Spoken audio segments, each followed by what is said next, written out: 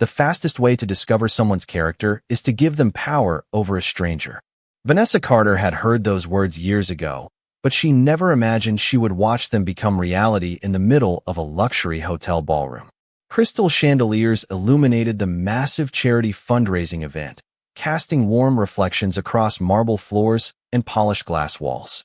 Wealthy executives, investors, and public figures moved through the crowd carrying drinks and exchanging business cards.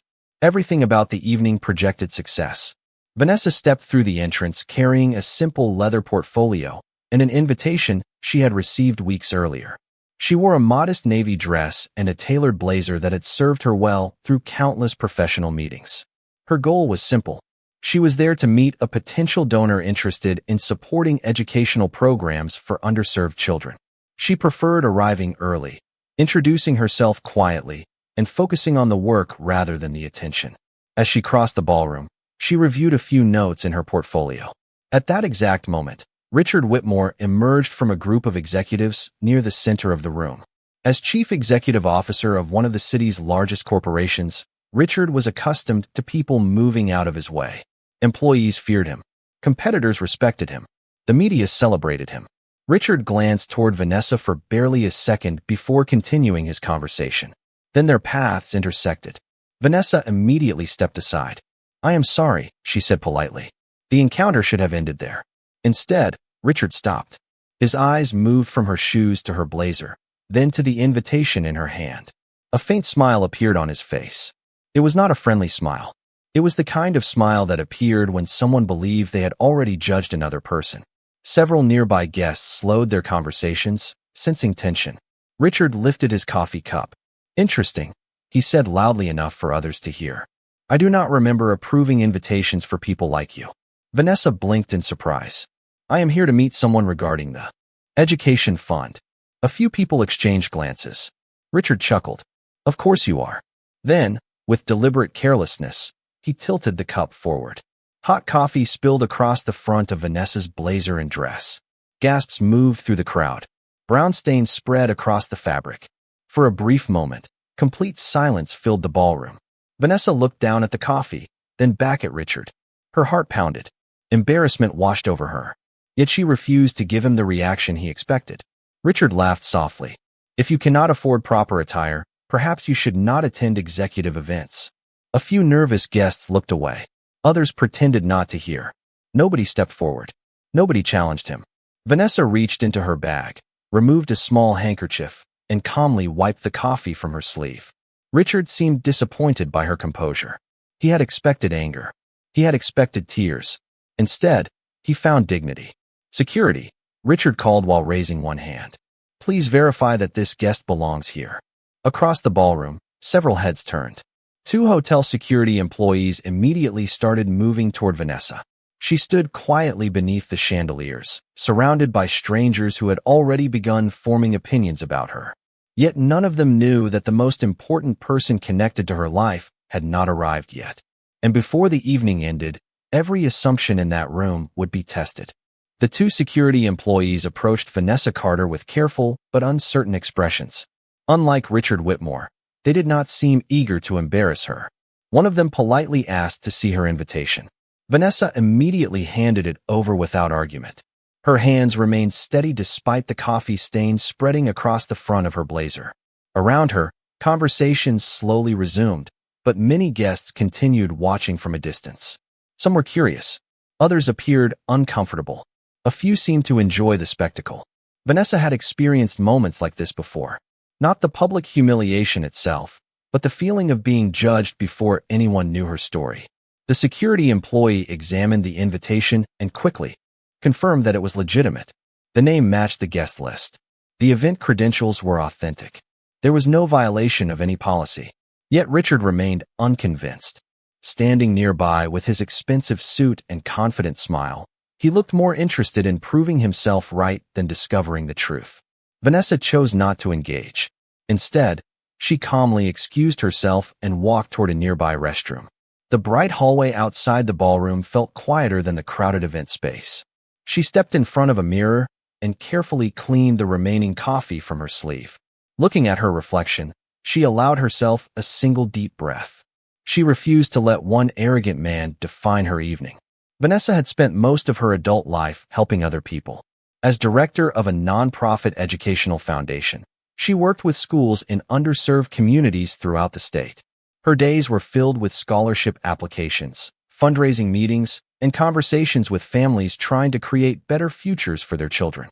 The work rarely made headlines. It rarely attracted attention, but it changed lives. That mattered more to her than recognition ever could. Several years earlier, she had turned down a higher-paying corporate career because she believed success meant more than personal wealth. Her colleagues often described her as the first person to arrive and the last person to leave. Students remembered her kindness. Parents remembered her patience. Donors remembered her integrity. Those qualities had earned respect from people who truly knew her. Unfortunately, Richard Whitmore was not one of those people. Back inside the ballroom, Vanessa returned with her shoulders straight and her expression composed. A few guests seemed surprised to see her return at all. They expected her to leave. They expected embarrassment to drive her away. Instead, she quietly resumed her original mission. Somewhere in the room was the donor she had traveled across the city to meet. A potential partnership worth millions of dollars in future scholarships depended on that conversation. Vanessa refused to allow pride to interfere with opportunity. As she moved through the crowd, she stopped briefly to help an elderly guest who had dropped several documents near a table. The woman thanked her warmly. Vanessa smiled and continued walking. Small acts of kindness came naturally to her. She never imagined they would matter later that evening. Across the ballroom, Richard noticed her return.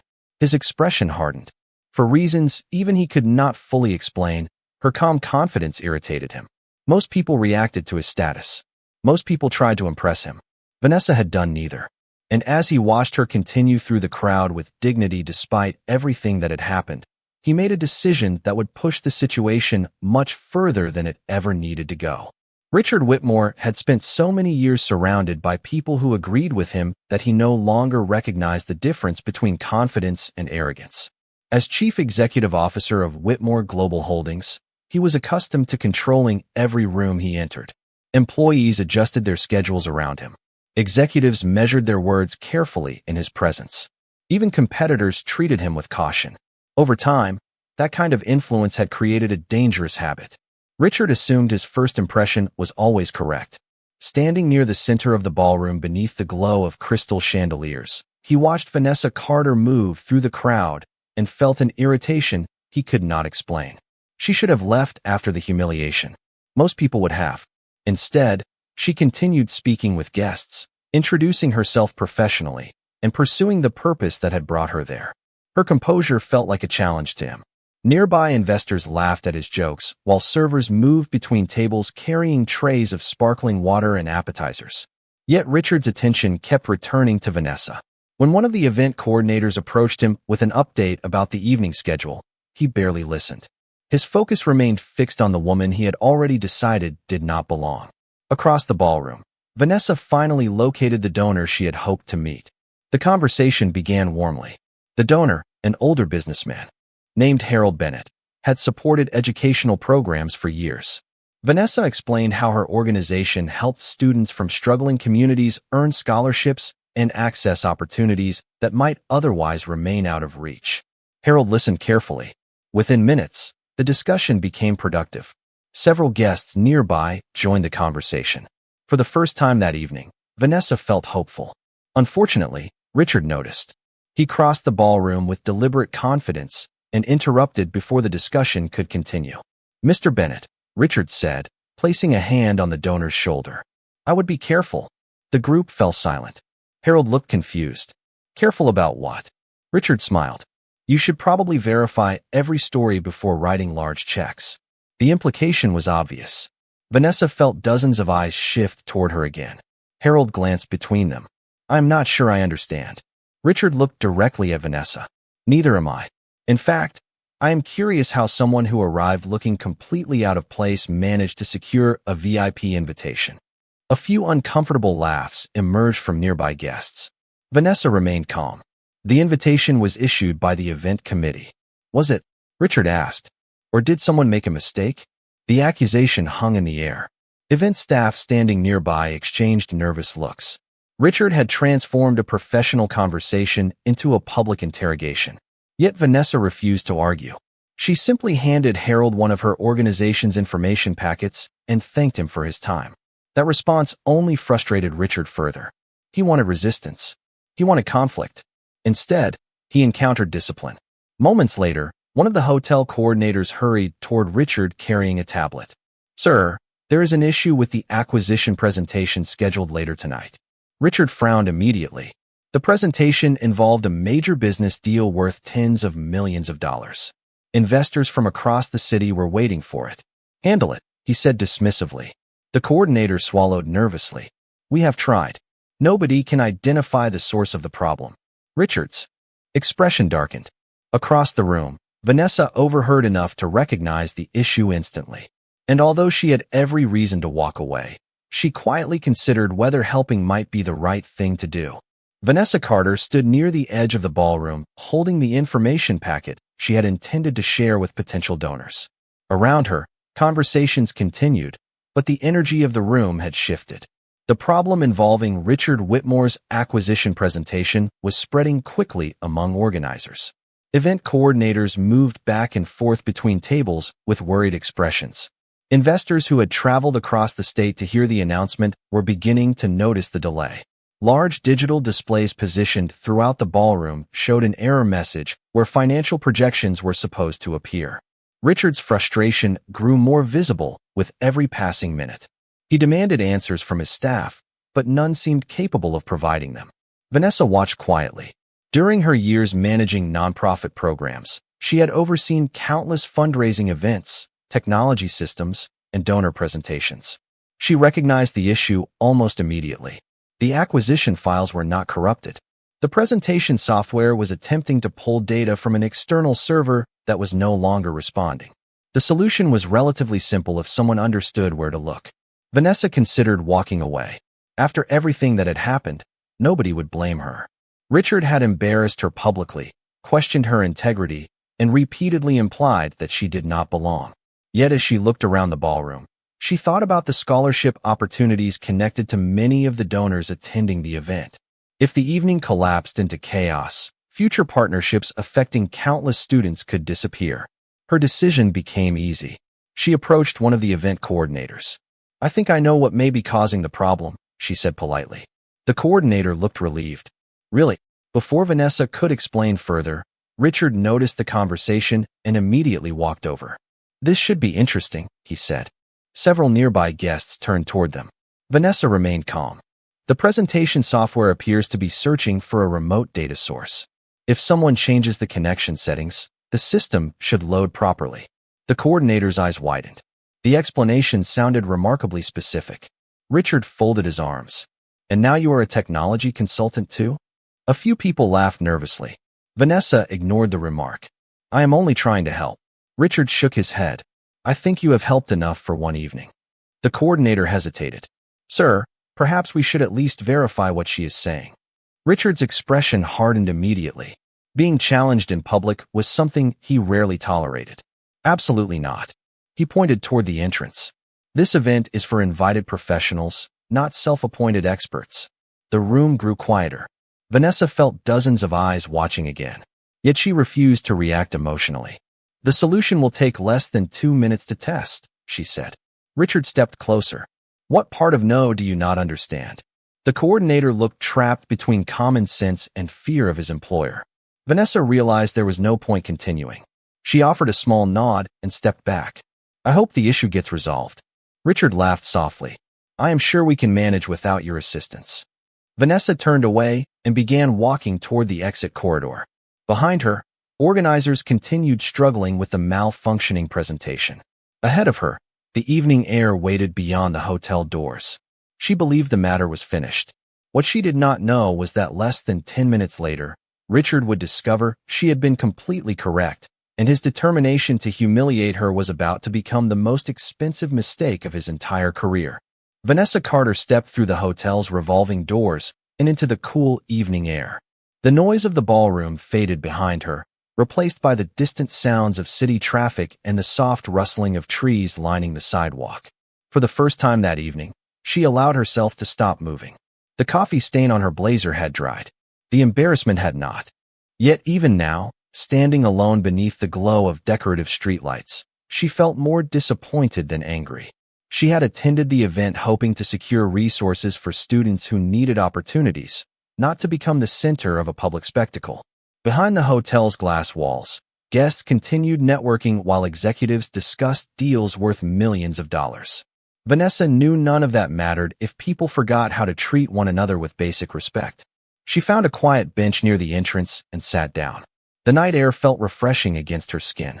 After a few moments, she removed her phone from her purse and looked at the screen. There was one person she always called when life became unexpectedly complicated. She smiled faintly and pressed the contact. The call connected almost immediately. "Hello, beautiful," a warm voice answered. The sound alone eased some of the tension she had been carrying all evening. "Hi," Vanessa replied softly. "You sound tired," her husband said. "Long night." Vanessa looked back toward the hotel entrance. "Longer than expected." He remained quiet for a moment. "Do you want to talk about it?" She laughed gently. "A powerful executive decided I did not belong at an event I was invited to attend. There was coffee involved. There were assumptions involved. It was not exactly the evening I planned." Her husband sighed. "Are you okay?" "I am fine." The answer came honestly. "Hurt, perhaps. Embarrassed, certainly. But fine." "Did you leave?" he asked. Vanessa watched luxury vehicles arriving beneath the hotel canopy. "I think my evening is over." Another brief silence followed. Then her husband spoke with calm certainty. "Maybe do not leave just yet." Vanessa smiled. "Why?" "Because I am already on my way." She shook her head affectionately. "You do not need to rescue me." "I know," he replied. "That is one of the reasons I love you." The words made her laugh despite everything. Across the street, headlights suddenly appeared at the far end of the avenue. One vehicle became two, then three, then several more. A coordinated procession of sleek black luxury SUVs moved steadily toward the hotel. Valets standing near the entrance immediately noticed. Hotel staff noticed too. The atmosphere around the front entrance began changing almost instantly. Managers appeared from inside the building. Security personnel straightened their posture. Even the doormen exchanged surprised looks. Vanessa watched the approaching vehicles with mild curiosity. She knew exactly who was arriving. Inside the ballroom, Richard Whitmore was still struggling with the failed acquisition presentation. What he did not know was that his technical team had finally tested the solution Vanessa suggested. The system immediately came back online. Investors applauded. The presentation was saved. Yet instead of feeling grateful, Richard felt something far more uncomfortable. He had publicly humiliated the one person who solved the problem. And as the line of black SUVs slowly rolled beneath the hotel lights, an even bigger realization was about to arrive. The line of black luxury SUVs rolled to a smooth stop beneath the hotel's illuminated entrance canopy. Valets who had spent the evening greeting wealthy investors suddenly became unusually attentive. Hotel managers emerged from inside the building with expressions that blended surprise and concern. Even security personnel seemed uncertain about what was happening. Vanessa Carter remained seated on the bench near the entrance, calm and composed, watching the scene unfold without urgency. She knew the arriving guest better than anyone there. Inside the ballroom, Richard Whitmore stood near the restored presentation screens, receiving congratulations from investors who believed the crisis had been resolved through the efforts of his team. In reality, several technicians had finally followed the suggestion Vanessa offered earlier. The correction worked immediately. The acquisition presentation was back online. Financial projections appeared perfectly across every display. Investors were relieved. Yet the success brought Richard no satisfaction. A quiet discomfort had begun growing in the back of his mind. For the first time all evening, he was forced to acknowledge a simple fact. The woman he had mocked had been right. Before he could dwell on it further, one of the hotel executives hurried across the ballroom. The color had drained from the man's face. "Mr. Whitmore," he said, "you may want to come outside." Richard frowned. "Why?" The executive hesitated. "There is someone here." Richard followed him toward the entrance corridor. Along the way, more employees joined the flow of curious observers moving toward the lobby. Conversations faded. Attention shifted. Something unusual was happening. Outside, the doors opened and the cool night air entered the building. The row of vehicles remained parked beneath the lights. Drivers stood respectfully beside them. Several influential guests near the entrance suddenly straightened their posture. A few even stepped aside without being asked. Richard noticed the reaction immediately. These were people who rarely deferred to anyone. Yet now they seemed eager to avoid being in the way. Vanessa rose from the bench as the rear door of the lead vehicle opened. She smiled softly. The expression carried none of the tension she had felt earlier. It carried familiarity, affection, trust.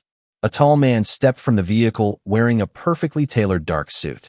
His movements were unhurried, confident, controlled. The moment he appeared, whispers moved through the crowd. Some guests recognized him instantly. Others simply reacted to the reactions around them. Richard stared from several yards away. The face seemed familiar, not from social events, not from corporate meetings, from stories, from headlines, from conversations that always ended with the same warning. Be careful.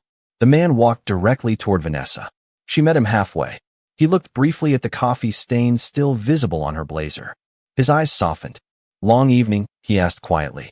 Vanessa smiled. You could say that. He glanced toward the hotel entrance where dozens of people now watched in complete silence. Richard felt a strange sensation settle over the crowd. It was not fear alone. It was recognition. And standing there beneath the hotel lights, he suddenly realized that the woman he had spent the entire evening trying to humiliate was connected to someone whose name carried more influence throughout the city than any executive title ever could. For several long seconds, nobody spoke. The hotel entrance remained frozen beneath the glow of the overhead lights as guests, employees, and executives stared at the man standing beside Vanessa Carter. Richard Whitmore felt his stomach tighten. The face was no longer merely familiar. He knew exactly who it belonged to. Marcus Carter. Throughout the city, his name carried a reputation unlike any other. He rarely appeared in public. He almost never attended charity events.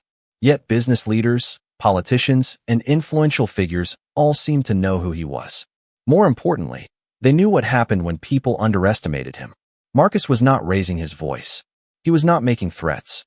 He simply stood beside his wife with one hand resting gently at her back. Somehow that calm confidence carried more weight than any display of power Richard had ever witnessed. Around the entrance, whispers spread rapidly. Several investors exchanged uneasy looks. Hotel managers who had greeted Richard enthusiastically only an hour earlier now seemed far more interested in observing Marcus. Vanessa noticed the tension immediately and sighed softly. Please do not make this into something bigger than it already is, she said. Marcus smiled. I was planning to pick you up for dinner. The rest is not my decision. Richard stepped forward before fear could stop him. Mrs. Carter, he began, struggling to find the right words. I believe there has been a misunderstanding. Vanessa looked at him quietly. The same man who had mocked her clothing, questioned her invitation, and treated her like an inconvenience now sounded completely different. His confidence had disappeared. In its place stood uncertainty. Before Vanessa could answer, one of Richard's senior executives hurried from the ballroom, carrying a tablet. Sir, the executive said nervously, the presentation issue has been fully resolved. Richard barely looked at him. I know, the executive continued. The technicians confirmed that Mrs. Carter identified the exact problem before anyone else. Several guests overheard the statement. More whispers followed. Richard closed his eyes. Briefly, every detail of the evening now seemed worse than the last. He had publicly humiliated the very person who saved his most important business presentation. Vanessa folded her hands calmly. She felt no satisfaction watching him struggle. If anything, she felt tired. Marcus noticed and turned toward her. Do you still want dinner? He asked. Vanessa laughed softly. More than ever. A few people nearby smiled despite the tension. The simple exchange reminded everyone of something important. Behind the rumors, reputations, and assumptions stood two ordinary people who cared about each other. Yet as Marcus prepared to escort Vanessa toward the waiting vehicle, Richard realized the evening was not ending with a dramatic confrontation. It was ending with something far more painful. He was finally seeing himself through the eyes of everyone around him, and for the first time in many years, he did not like what he saw. Richard Whitmore stood beneath the hotel lights long after the conversations around him had faded into distant background noise. For years he had measured people by visible success. Expensive suits, executive titles, private memberships, and financial influence had become the standards he trusted. Yet everything that happened that evening exposed how flawed those standards truly were. Vanessa Carter had arrived with dignity, patience, and purpose. He had answered those qualities with suspicion and arrogance. Now the consequences stood plainly before him. Marcus Carter opened the door of the waiting vehicle, but before Vanessa stepped inside, Richard finally gathered enough courage to approach. The crowd watched carefully. Several hotel managers seemed nervous. Others simply appeared curious. Richard stopped a respectful distance away. For the first time all evening, there was no confidence in his posture. No performance. No superiority. Only regret. "Mrs. Carter," he said quietly. Vanessa turned toward him. Her expression remained calm. "Yes." Richard took a slow breath. "I owe you an apology." The words seemed surprisingly difficult for a man who spent most of his life giving instructions rather than admitting mistakes. "What I did was wrong. I judged you before I knew anything about you. I embarrassed you in front of people who should have seen me act better. Then I ignored your help when you were trying to solve a problem I could not solve myself." Silence followed. Nobody interrupted. Richard continued. "There is no excuse for any of it." Vanessa studied him for a moment. She could see genuine regret in his eyes. Not fear. Not calculation. Regret. That distinction mattered. Marcus remained beside her without speaking. The decision belonged to Vanessa. It always had. Finally, she smiled softly. "I appreciate the apology." Relief appeared across Richard's face, but Vanessa gently raised a hand. "However, this is not really about me." Richard looked confused. Vanessa glanced toward the hotel entrance where employees and younger professionals still watched from a distance. The next time someone walks into a room looking different from what you expected, give them the same respect you would give anyone else. Not because of who they know. Not because of who they are married to. Simply because they deserve it. The words settled over the crowd with surprising weight. Nobody argued. Nobody laughed. Richard lowered his head slightly. "You are right." Vanessa nodded. "Then learn from it." The answer contained no anger. No desire for revenge. That was what affected Richard most. She had every reason to humiliate him the way he humiliated her. Instead, she offered him an opportunity to become better. Marcus smiled faintly. "That is one of the reasons I married her." A few people nearby laughed softly, easing some of the tension. Vanessa shook her head with amused affection. The atmosphere began to change. What started as a night defined by embarrassment was ending with something far more meaningful. Understanding. Growth. Accountability. As the city lights reflected across the black vehicles waiting nearby, Richard realized he had spent years pursuing influence while overlooking character. And standing before him was a woman whose quiet strength had taught him a lesson no business success ever had. The city looked different as Vanessa Carter and Marcus Carter drove away from the hotel. Through the window, rows of lights reflected across the streets, turning ordinary buildings into shimmering patterns of gold and silver. Traffic moved steadily through the evening. Restaurants remained busy. People hurried along sidewalks carrying shopping bags, talking on phones, or laughing with friends. Life continued exactly as it had before. Yet for everyone connected to the events of that evening, something had changed. Inside the vehicle, silence settled comfortably between Vanessa and Marcus. It was not the silence of tension. It was the silence of people who understood each other without needing many words. Marcus glanced at the faint coffee stain that remained on her blazer and smiled. "You know," he said, "most people would have left much earlier." Vanessa laughed softly. "I considered it." "What stopped you?" She looked out the window for a moment. "The students." Marcus nodded immediately. He did not need a longer explanation. He knew her well enough to understand. Even after being humiliated, she had continued thinking about the people who depended on her work. That was who she had always been. Across town, Richard Whitmore remained standing near the hotel entrance long after many guests had departed. The ballroom behind him had returned to normal. Conversations resumed. Business deals continued. Investors celebrated the successful presentation. Yet Richard found himself replaying the evening over and over again. Not because of Marcus Carter's arrival. Not because of the attention surrounding his reputation. But because of Vanessa's response. She had every opportunity to embarrass him. Every opportunity to retaliate. Instead, she offered something he did not deserve. Grace. That realization stayed with him. Several weeks later, changes quietly began appearing throughout Whitmore Global Holdings. New training programs focused on leadership and respect. Hiring practices received additional oversight. Community partnerships expanded. Employees noticed the difference. Some were skeptical at first. Others welcomed it. Richard never publicly discussed the reason for the changes. He simply remembered a lesson learned beneath the lights of a hotel entrance. Meanwhile, Vanessa returned to the work she loved. Scholarship programs expanded. New donors joined the foundation. One of them was Harold Bennett, the businessman she originally came to meet. Their partnership created opportunities for hundreds of students over the following years. The success never appeared on magazine covers. It never became viral news. Yet it transformed lives. And that mattered most. One quiet evening several months later, Vanessa stood outside a school auditorium after a scholarship ceremony. Families celebrated. Students posed for photographs. Dreams that once seemed impossible suddenly felt within reach. Marcus stood nearby watching proudly. Vanessa smiled as a young student thanked her for believing in him when few others had. In that moment, the events at the hotel felt very far away. The embarrassment had faded. The lesson remained. People reveal themselves when given the chance to choose between judgment and understanding. Some choose poorly. Some learn. Some change. As the last rays of sunlight disappeared beyond the horizon, Vanessa slipped her hand into Marcus's and began walking toward the parking lot. Around them, the evening grew quiet. There were no speeches, no applause, no dramatic declarations. Only two people moving forward together. And in the fading light, the most important truth of all remained unchanged. The strongest people are not the ones who make others feel small. They are the ones who remain kind even when they have every reason not to.